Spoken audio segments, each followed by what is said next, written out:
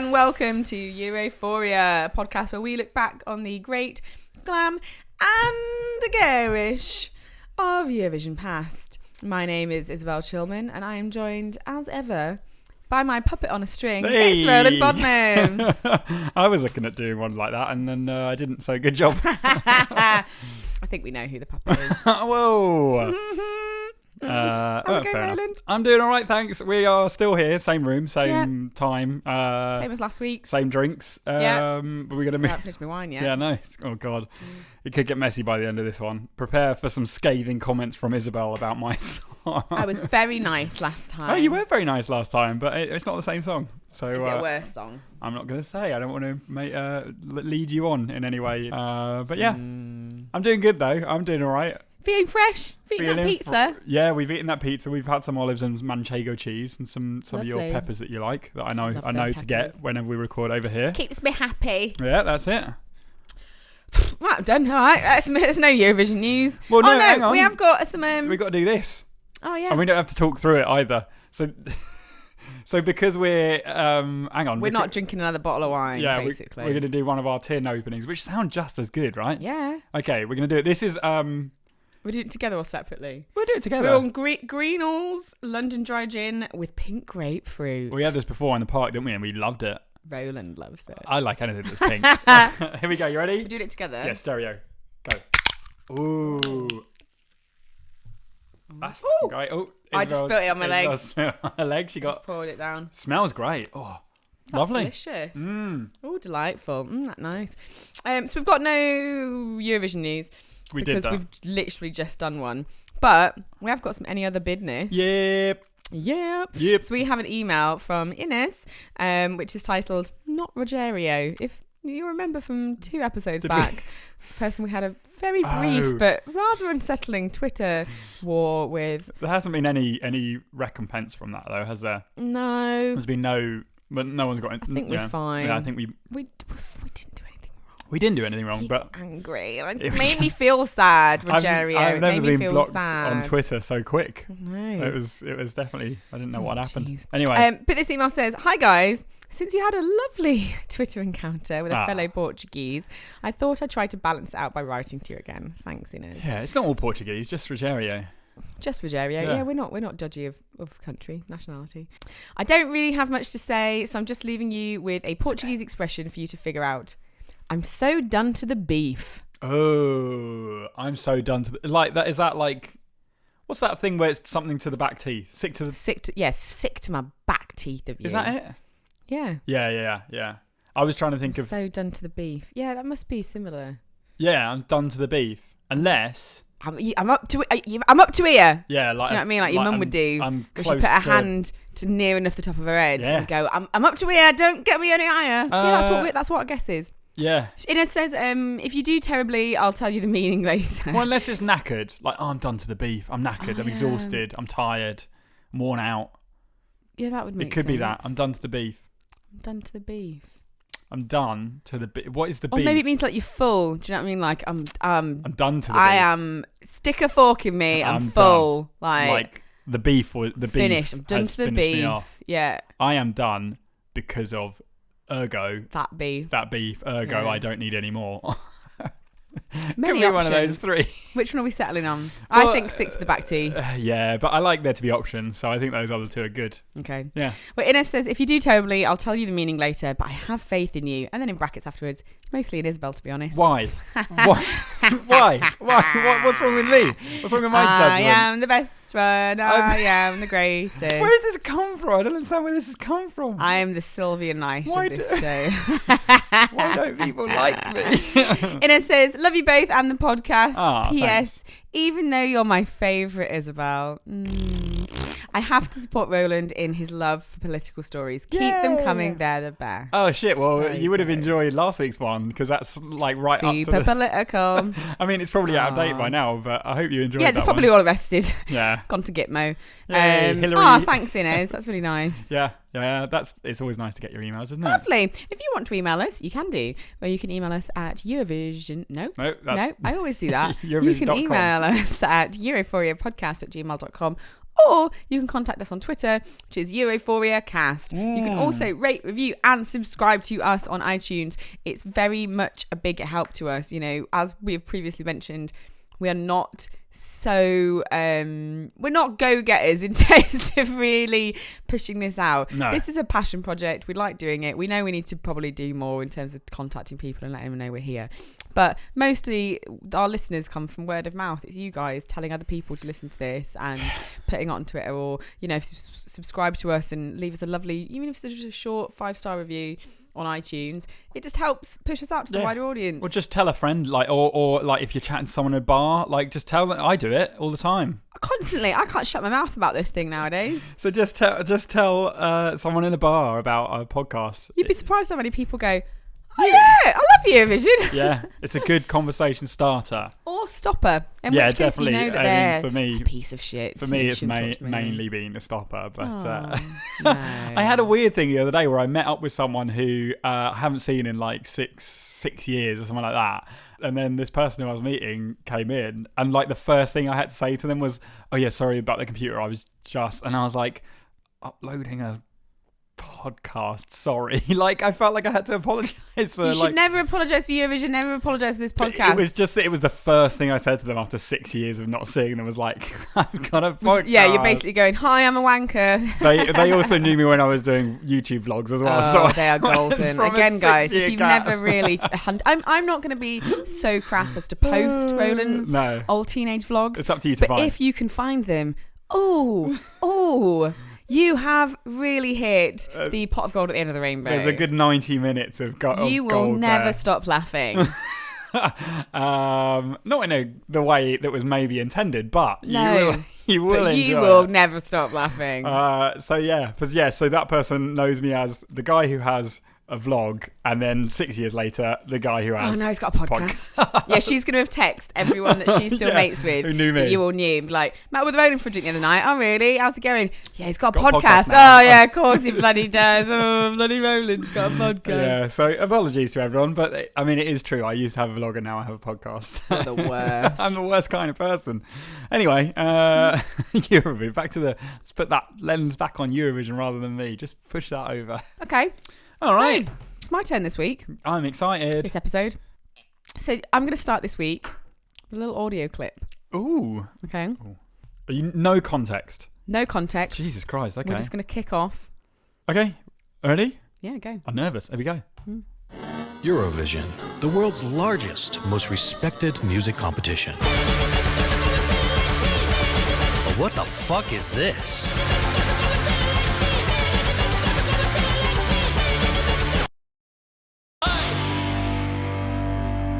Done. Oh my God. I know this band. Oh, I don't know this band, but I saw that. Oh my God. So today, oh my God, I'm going to tell you the story of the weirdest band in the world. I'm so excited. I saw this. It was a semi-final. Like it was a okay. Yeah, no, I won't. But I saw this and like it stuck with me. This is one of the things that cemented my love for like not just Eurovision, but like individual countries' finales, because you get this. I'm so glad. I knew you were going to love this. I knew this band. I don't think I was ever going to do it. Right. I don't think I was ever going to do it. I'm so happy it's happening now. Oh my God. Ove Musting and Indrek Verhova met as teenagers at Polva Upper Secondary School in Estonia in 1993. All of us grew up with the same sense of humour and quite the same taste in music, says Ove, which is what led them to form heavy metal band Winnie Pooh, which translates into English as Winnie the Pooh. Oh, what a nice name for a band. Lovely name for a heavy metal band. Is that okay to use as a name? Well, yeah, because the actual name is Winnie Pooh. Oh, yeah, Winnie Pooh is okay. Yeah, nice. Yeah, nice, Winnie Pooh. And also Winnie Pooh sounds nice too. Winnie Pooh, yeah. The band is made up of 6 members. There's Indrek on vocals, Silva on guitar, Ove on guitar, Indrek on bass guitar. So there's 2 people called Indrek. Oh, 2, okay. I think.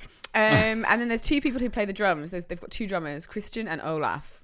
It's rare, 2 drummers, isn't it? It is rare. It's because one of them left because he had to for a while, and they got another one, and then he came back and they were like, let's just have both of us. Why not? It's rare that you need like 2 times the beat, right? It's like most of the time, well, it's fine. It's good. Well, Vinnie Puck they're not your normal band. No. They don't do things a normal way. They're not fussed by the status quo of the world. They don't care about your close-minded band bullshit. Oh, let's just keep to a 4/4 beat and do Fuck it in that. We want 2 drummers. It's gonna be amazing.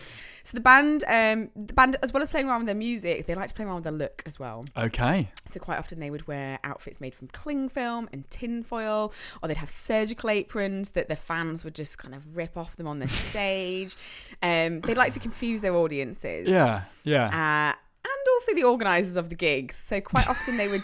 halfway through a performance, they'd just get some people on stage to have a wrestling match. Amazing. Or they would put in their rider that they wanted 14 hedgehog kidneys that can only be served by a virgin girl. No. Just because why happens. not? I love these sorts of bands, like the ones that you go to a gig for and you go, I have no idea what's going to happen. Don't know what's going on. There's one band that I really like that occasionally does a maybe one gig in London a year that I will choose to take a single person to who I know is going to get like a little bit freaked out by them. Right. They're not like heavy metal or anything like that. Like their songs are pretty like catchy kind of. Who? It's this band called The Chap. Okay. But they're, it's kind of electro. They use guitars. Sometimes they shout, but it's all very like melodic and it's very like nice sounding. But either them or their support act that they choose every year. One time they chose a support act that just did theme tunes from the 80s. It was really good. It was really, really good. But yeah, I love those sort of gigs that you're like, I don't know what's going to happen. That's what a show should be. Absolutely. I get bored out of my mind if I get taken to a gig and it's just someone on stage singing a song. However nice that song is, Christ almighty, I've accidentally gone to see... are they called Daughter? Yeah, oh yeah. I've accidentally gone to see them twice. No! Not knowing who they were. And both times stood at the back of the gig. It's lovely background music. So I stood at the back, had a drink, had a nappy to my friends. Did it the first time, was like, this isn't for me. Second time was like, oh, what's this band we're going to see? I don't know. I heard of them. Started, I was like, oh no, it's this again, for Christ's sake. It's like, this is another acoustic song about how it feels to feel like you're not part of society and you don't connect with anyone. Here we go. Don't understand. I would much rather watch something that the music I have no interest in, but the performance is outrageous. You're just like, what is happening? Yeah. I love this. Yeah, for sure. Okay, well, let's learn a little bit more These about are my guys. Vinnie Puck. Vinnie Puck. The band's early days were filled with hard work, bad gigs, and the odd argument. In 1997, we did an amusement park tour, says Indrek. We played different places every Sunday, bad-mouthed and caroused amid the merry-go-rounds. Oh my God. Then went our separate ways. We've since learnt to pull back if it gets too much. We quarrel if we're together too much. That would be even better. So we're talking about going to a gig to see a band, but imagine going to like an amusement park and being like, what watching a heavy metal fuck is thrash this? punk band. This is my weekend now. I'm going to follow them around and see what they do. Like having an argument on a stage. Great, yeah. So in reference to the wrestling thing, they actually occasionally would have wrestling matches before the gig if they were a bit riled up to each other. So they would wrestle each other? Yeah. Oh my God. Just before the show. In 2006, after 13 years together, they finally made a name for themselves with the song Noodlid Ja Hapupim, which translates into Noodles and Sour Milk. Oh God. Winning them a spot on Radio 2's yearly hit song. Shit, nice one. Good one, Vinnie Puck. In 2008, their music video Vanna Mutt, or The Old Lady, was nominated for the Estonian Music Awards, and in 2009, their song Pegelporand, or Mirror Floor, garnered them 6th place within the 2009 Radio 2 Top 40. So they're doing good. Well. Like they're that's getting there for like a very odd niche band. Well, that's it. Like I feel that there's places for these sort of niche bands in the Scandinavian countries, right? Because their music's pretty extreme. It can go from like super uber pop to like the darkest of dark like death metal. Darkest of dark. Well, it gets proper dark. But like Estonia, with this band, Check out this Estonia. band are able to not only survive but thrive. Oh, that's taken from one of our recent reports in work. And Luke Tugby on ITV. He said that. Yeah, and he took it right. That was taken. He took that from the Power List, and the Power List robbed it from my report that's had the brief written about 3 months ago. I was livid. And now I'm using it on our podcast. It's come back to you though, so it's all right.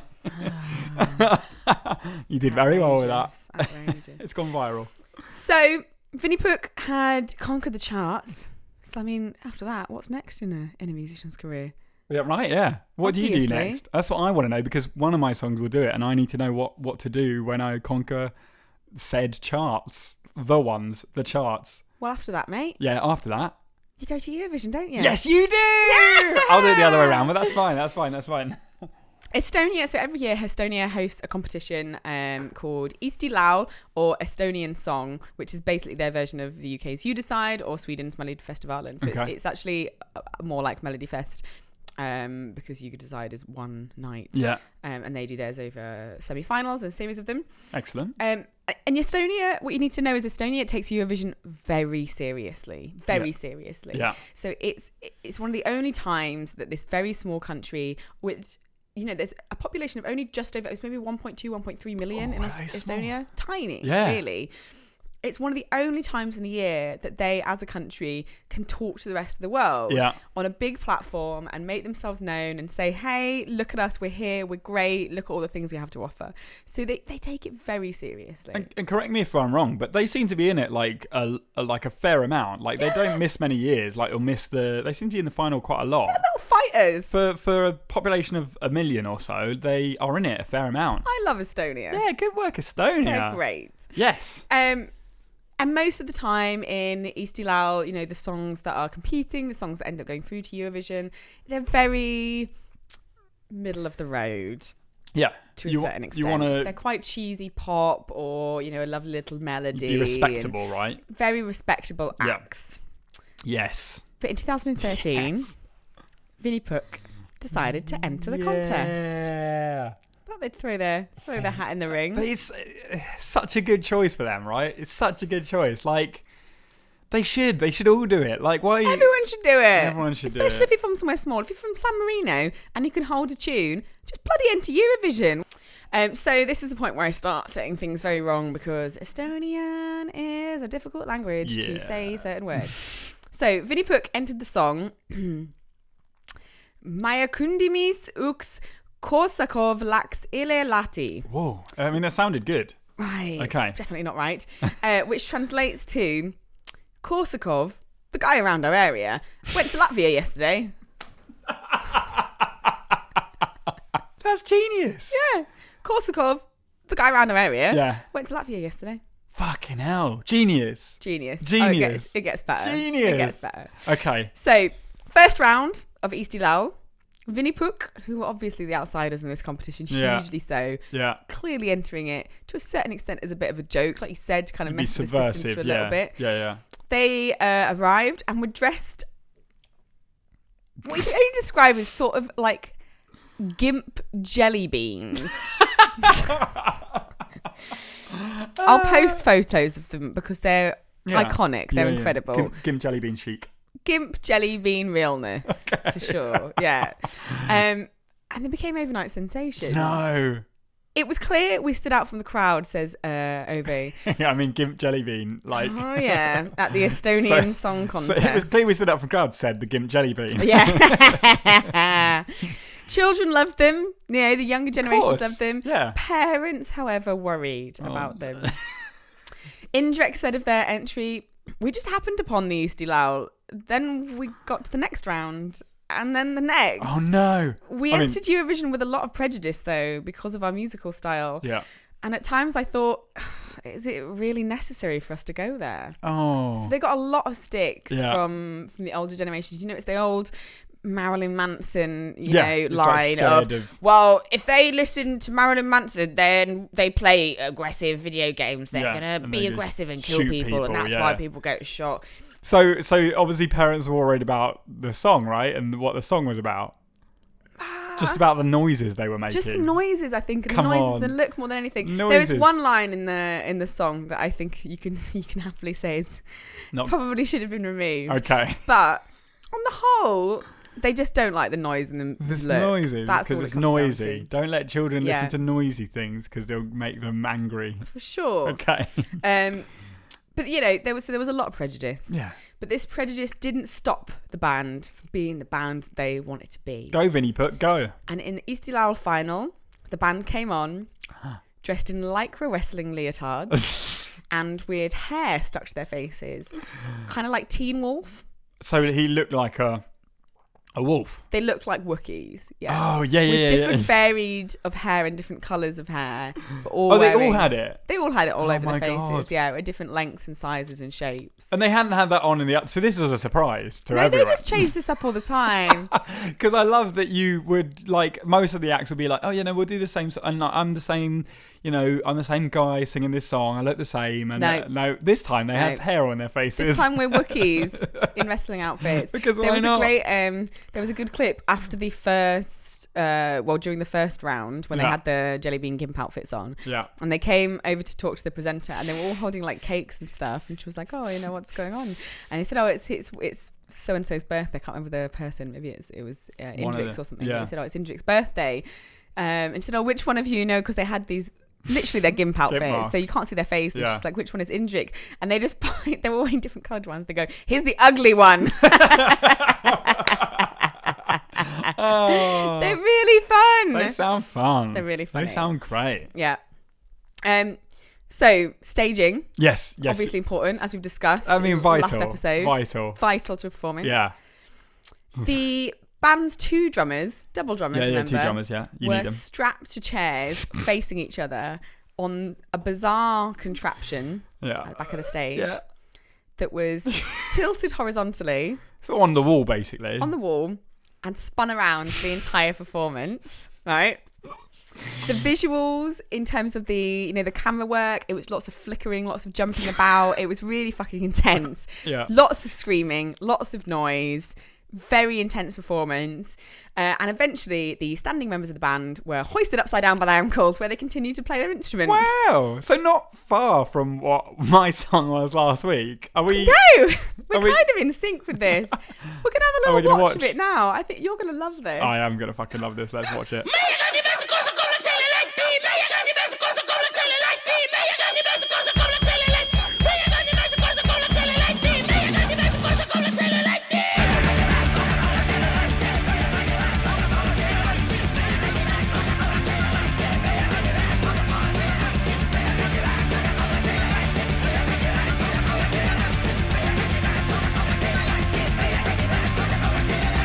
Oh my god, okay. How great is that? That is unreal. That is amazing. Unbelievable. They got through to the final of Isobel. I'm so happy. Imagine though, so that was new, right? They added that for the final of Isobel. Imagine if they got to Eurovision and what the fuck? Because they wouldn't have done that. No, they would have done something completely different. Yeah. But their intention is to get to Eurovision. They were intending to get to Eurovision. Yeah, definitely. And imagine if they had been put on, as we say almost every week, the biggest stage in the world, 200 million people, bigger than the Super Bowl, bigger than whatever else, bigger than Dirty Den on EastEnders, whatever happened in the 90s. Back or we got it on the head or something. The biggest TV audience in the world. Anyway, do you want to know some of the lyrics? Yes. Yeah. What were those parents so angry about? So the song was about, obviously, as you can guess from the name, the song was about the man called Korsakov who went to Latvia yesterday. Right. So some of the lyrics included: a man from our area, Korsakov, was eating fresh cucumbers, stuck a thumb into his eye, now his thumb bone is broken. Thumb bone. Yeah. Okay. A man from our area, Korsakov, he was lifting a closet he shouldn't have lifted, now his thigh bone is broken. A man from our area, Korsakov, he was looking at the stars, a shame that he looked, his neck bone broken too.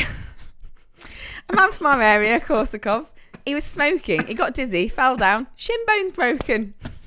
A man from our area, Korsakov, he was putting a cast on, he thought, a simple job, right away broke his carpal bone. A man from our area, Korsakov, jacked off yesterday. He did it strongly. Broke his pelvis in two. Is that That's the one that probably could be removed. Worry about, yeah. Man from our area, Korsakov, went into the water during winter. Didn't come out anymore. Probably some bones broken. When did he go to Latvia? Well, that's when he was going to Latvia. That's Oh, all the stuff whilst he did he in was Latvia. doing- The end line to it is just, a muscle man's life isn't easy at all. Holy fuck, guys. Every bit of it is just that. Yeah, Korsakov did this, broke a bone. It's Did that, broke another bone, probably broke some more bones. the words don't quite line up with the level of urgency that he's delivering. He's like, to me, That's why it's so great. It's so fucking funny.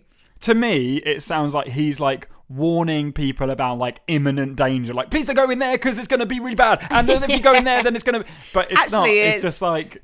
A man from our area called Korsakov jacked off yesterday, did it strongly and broke his pelvis in two. Okay, Okay, I good. mean, you can probably tell me slower if you need to. Right. Like, just slow it down a bit. Like, So great. doesn't need to be so urgent. So talking about the song and how, you know, it's oddness, you know, their song, it was the complete opposite of the typical Eurovision entry. It wasn't slow, it wasn't melodious, it wasn't ballad. poppy, Yeah. but that was all on purpose. Says Indrik, we worked really hard at it. Whatever seemed to be good or really beautiful, we turned it around, spoiled it. No to harmony. Whatever was easy on the ear, we destroyed it. It's a kick in the face, brutal song. Yeah, but it's good because of that, right? It's like, I mean, that's obviously a very obviously like punk attitude, right? From like the 70s of like, we're gonna reject anything that is nice to listen to. It's all gonna be like in your face. Yeah, we don't care if you enjoy listening to this. We're gonna do it anyway. It doesn't matter if it's offensive to your ears. We're gonna make this noise and we're gonna make it in the way that we want to do it and say the things we want to say in this. But for me, that's inherently appealing. Do you know what I mean? Like, I like listening to that because it's different and interesting and weird, and watching that as well because it's like nothing you've ever seen. And like, there's a great band called, do you know Half Man Half Biscuit? Yeah, I've heard of, but I'm not that familiar with them. They do very funny songs. Yeah. Very funny songs. Yeah. They kind of remind me of, it's not thrash metal like this, but in terms of the lyrics behind it, that you just sit and go, you're great. Yeah. You're very funny and you're having a great time and you are just really enjoying the music that you're making and you're not taking it seriously. Because as we both know, and as the listeners know, I cannot bear anyone that takes things too seriously. If you're too earnest about a subject, I will just find it very fucking funny and find you rather obnoxious. Whereas a musician who knows, you know, full well what they're doing is ridiculous. Good for you. Well, I think that it's key to still point out though that taking it serious and being too earnest are slightly different things, because these guys clearly took it very seriously, right? They took a lot of time. And I know what you mean, like in terms of like someone who takes themselves very seriously. So that's fine. We can change it to either too earnest or what we've called it before is misplaced sincerity. Yeah, exactly. Whereas these guys and, you know, those sorts of things that you see where they go, no, we're gonna really work hard at rejecting everything that you would expect, and that is a lot of work that goes into it, and you see it in that. You see this. There's fucking hung upside down. Fucking drum. Well, they all get hung upside down, and drummers spinning around pretty fucking fast, still playing the drums. That's hard work. David Blaine can do that shit. It's great. It's fucking great. So they, you know, they got through to the final. Yeah. They were fan favourites. Yeah.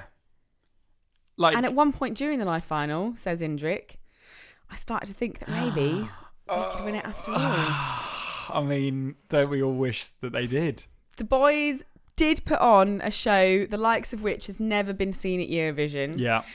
And unfortunately, it wasn't seen at Eurovision. Estonia and Europe weren't ready for Vinnie Book. And they finished third that evening with Birgit... with Birgit Eugemil, eventually going to Malmo with the song So There Could Be a New Beginning. Do we remember that? Nope, it came 20th with 19 points. Come on, like Estonia, we would have remembered. I mean, we remember you still, but the whole world would have remembered you for Vinnie Puck. It's not, you know, it's not devaluing Eurovision like when we send Daz Sampson and whoever else. Like, it's not. It's going. No, because Daz was the worst. It was just bad. It was bad at what it was. Whereas These this guys is like are great. They're great at what they best do. at what it is. Yeah. And it would have been remembered, and it would have gone down in history, and we would have always said, remember when Estonia sent Vinnie Puck? Remember, It was Vinnie great. Pooh. And I would have had a lot of respect for Estonia doing that. I'd have been like, good work, Estonia. You got good taste. Like, good work. It's down to their public, though. I know. The part we all know, never trust the part. Third's good. Third's good. In the final. Third in the final. And they were very happy for Birgit. There's some very cute videos of them like lifting her up and giving her big hugs. Still with their big hairy faces, so she's a bit like big scary hairy faces. But great. Aww. But fear not, Roland. Okay. The band may never have been destined to become iconic Eurovision gifs. But the internet went wild. Yes. They went crazy for them. Yes. Their performance went viral, gathering fans from all over the world, including American luxury fashion designer Rick Owens. Okay. Rick. So Rick, if you don't know, Rick's a bit of an oddball himself. He's got a very eccentric French wife.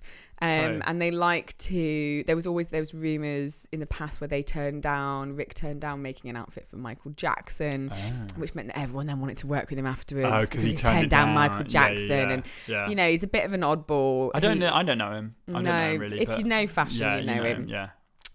Because he's quite ridiculous, and his wife is bonkers and amazing, absolutely great.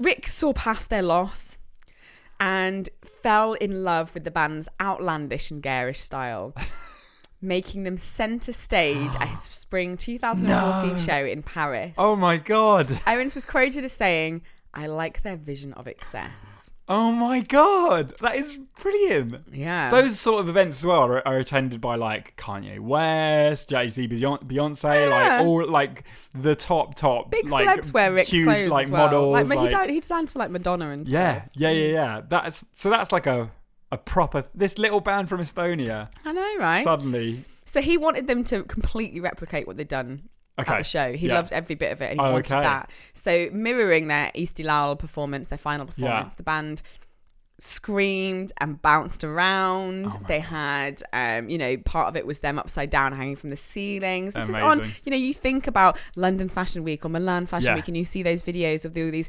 very beautiful slinky models walking up and down their runway to very cool slick music. Yeah.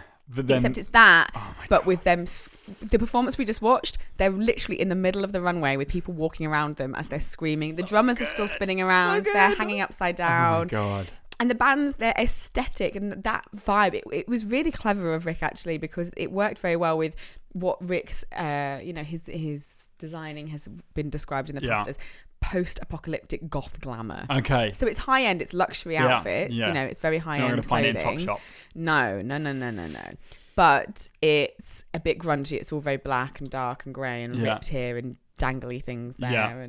So it fitted in perfectly. Yeah. And the crowd fucking loved it. Of course they did. It was the talk of Paris Fashion Week. Oh my God. UK fashion writer Charlie Porter described the show as heaven. It's capital letters, all of it, with just a full stop at the end. Oh God. Heaven. Amazing. So many videos of people afterwards talking about it. Just, it blew their mind. Everyone was taking photos, videoing the whole performance. It was the most visually incredible thing. Yeah, so good for them. Good for them. So the hardcore punk group very rarely actually puts on these frantic stage shows. Yeah, it takes a lot of work. Even at the peak of their fame, they never did too many concerts. They have no interest in making it big in America or across the world.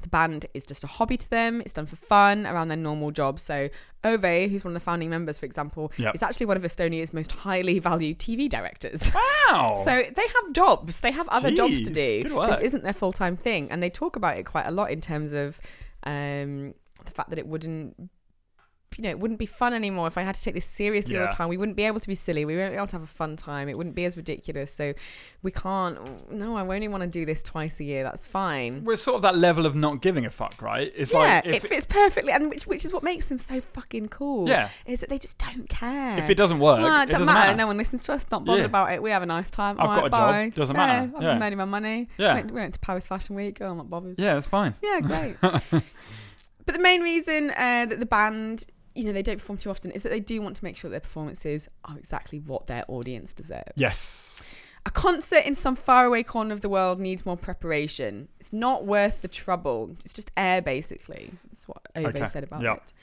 With Indrek adding, Why play a random gig at some hamburger joint? What do we have to prove? If we're doing a concert, we want it to be visually really fucking cool. Yeah. So perhaps for Estonia weren't ready to be represented to the world by men who sometimes glue wiki fur all over their faces and hang upside down from the ceilings while wearing wrestling gear. Yeah. But that is fine with Vinnie Puck. They're not waiting for fame. In the words of drummer Christian, things happen to those who don't hope too much for such things to happen. Beautiful. Also, Nice. but like Aren't they nice boys? They are. I mean, I'm sure they're really smart. You don't make a song like that by accident, and you don't like have a. You don't. I don't think you end up on fashion on Paris Fashion Week by accident. That is someone who has taken a vision and run with it. And that path collides with someone else who's taken a similar vision and gone. So that's actually that. one of the things that's very close to the wording that I found in an article about this, was to do with Rick Owens' vision towards this and their own. And actually there is, so if you want to, I would highly recommend everyone watches, there is a documentary on YouTube called The Weirdest Band in the World. Is that the clip we listened to an ad at the start? Yeah, so at the beginning that was the trailer that we listened to. Yeah. There was a full, it's maybe 55 minutes long. It's a short documentary about them and about Eurovision and Paris Fashion Week and them working with Rick Owens, and it's got interviews with all of them, and interviews with Rick and interviews with his incredibly bonkers and wonderful wife. And I would recommend everyone watches it because they are funny, they are witty, they are silly, they just don't take themselves at all too seriously. But they're very, as we said, they have no problem with it. They weren't taking the piss out of Eurovision, but they wanted to turn it on its head, and they did that for, they did do it for fun, but they would have taken it seriously if they'd gone through. They would have done their, they've still been them, but they'd have been them to the best ability they could have been on the biggest stage in the world and done an incredible performance. They weren't wanting to, they weren't going to be some bloody Bulgaria and go, I'm going to smash the Eurovision trophy if we win. It's not worth it. But they clearly wanted to give it a go. Well, they clearly have a real appreciation for their music. Yeah. And when you think about it, them getting the drummers straight away, obviously spinning around on a vertical surface for 3 minutes, that's a lot of work. And then all of them getting hung up by their feet by the end of it, right? Compare that to a nice ballad singer standing at a microphone, and I mean even someone like Lucy Jones, obviously she put a lot of work into her singing, and obviously she's a good singer, and it takes a lot of work to use those muscles to belt out those notes. But you're standing on a stage in front of a nice light show, and at that point you're really relying on your voice. Whereas what these guys have done is gone, this is a show. This is more about just a written song. This is a performance, and we're going to do a performance. Yeah, and that is they are performers. One of the most memorable performances I've seen on Eurovision. I'm so glad you told that story today. I didn't know anything about them. I just knew that song, and I'm really happy that you revealed peeled back the curtain on them and told us a little bit about who they were. So that's my story done. There you go. Thanks, Isobel. That was great. That was really good. Thanks so much. We've got a song next, haven't we? This is going to be terrible. No way! Bear in mind, so I've written 2 songs in 1 week. Probably less. Well, I mean, if I'm honest, I've written 2 songs in about 24 hours because it's ridiculous. I left it to the last minute, and I started writing it on the train on the way back from my mum's house yesterday. Mum, stop distracting him. No, I mean I came back on Thursday. I love your mum. Yeah, no, I know. We all do. Yeah. So the first song we heard last week that I wrote on the train, which had a quite a big concept to it. Liked it. Bit like it got a 9. Vinnie Puck. Yeah, I got a 9. Yeah. This one has less of a concept. The concept is it's a song. It's a song. This is a song. Listen to me song. Based around the kind of metaphor, which is the title, called Let's Get Down to Business. Oh dear, it's another sexy one. Here we go. Baby, let's quit 9 to 5. It'll make you feel alive. In my room, you'll feel revived. Why work when you could be free? Come and do hard work with me. Baby, listen and soon you'll see. Oh, let's get down to business. What a sight for us to witness. Baby, you and me trying to break and become free. I got an opened up policy. Come and have a one-to-one with me. We can have a drink and let the blue sky think. Let's inflate the economy. Let me give you your ROI. There's no need to incentivize, cause your bottom line's pretty fine. Our business is on the rise. We're playing footsie 100 all night. This merger feels just right. So let's set the world alight. Well, this love is just a startup. With investment we'll have heat. You and I could spread some sheets. I got an opened up policy. Come and have a one-to-one with me. We can have a drink and let the blue sky think. Let's inflate the economy. Let me give you your ROI. There's no need to incentivize, cause your bottom line's pretty fine. Our business is on the rise. There we go. It was short but sweet, but that's a song called Let's Get Down to Business. I've just screamed. For how long was that song? Only a minute and a half, but you Screamed for a minute and a half solid. pretty much the whole thing. What we found out is Isobel loves a business pun. I mean,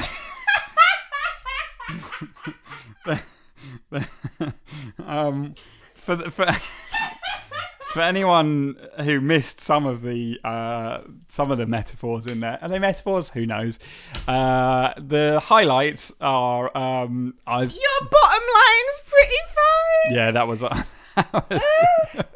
I've got an open door policy.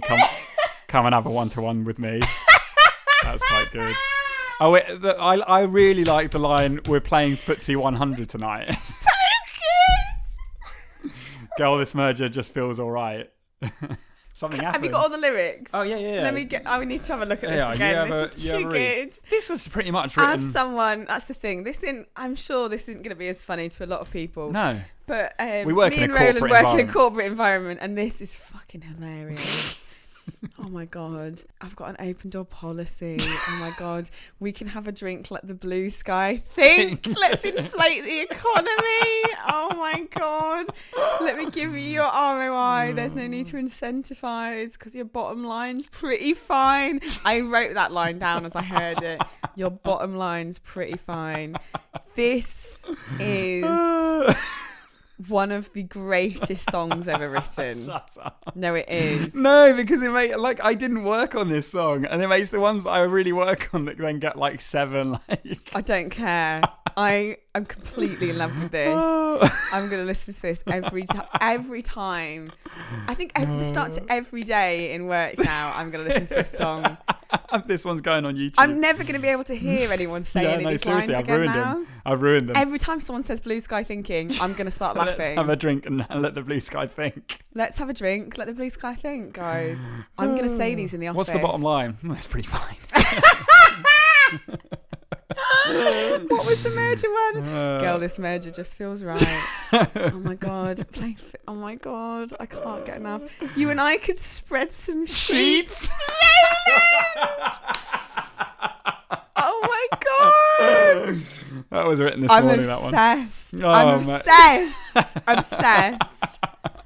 Oh jeez, I wasn't expecting to get this reaction. I was expecting to get a stern look. Like that's no. Okay. No. Oh, I'm very glad. I want to share that song with everyone that's ever worked in an office. Oh man, yeah, me too. We hear those words all the time, right? We're playing it tomorrow in the office. We're making everyone listen to it.